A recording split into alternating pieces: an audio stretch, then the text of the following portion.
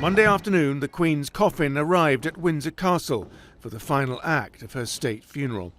In St George's Chapel, there was a committal service, and then her coffin was lowered into the royal vault.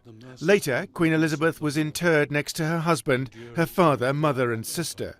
For that, the cameras were not there. It was a final moment of quiet family grieving.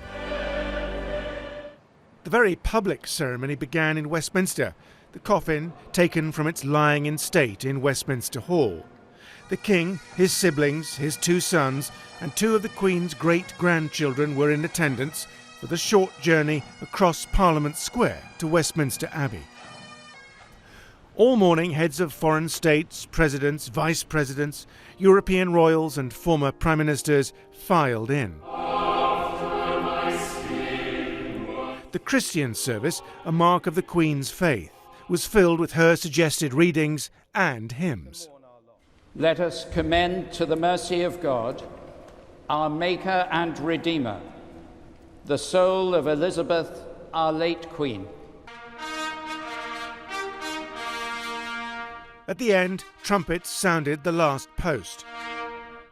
And then a 2-minute silence, observed inside and outside, where thousands of people lined the streets and crowded London's parks, there to mourn and to witness history.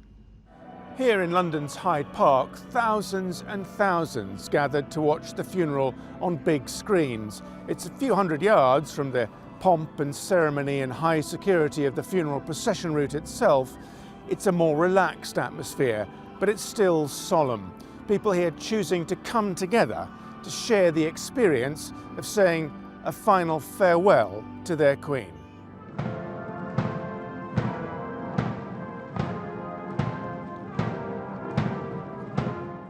From the Abbey, the coffin was once more mounted on its gun carriage. 142 naval ratings pulling it towards Hyde Park Corner where the state hearse waited. In front, the massed bands and guards. The new king once again walking behind.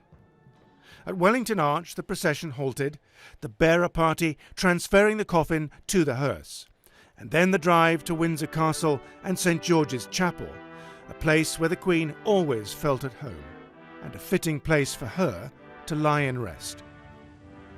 It was a day that ended the public period of mourning, and this country's second Elizabethan era. Simon McGregor-Wood, TRT World, London.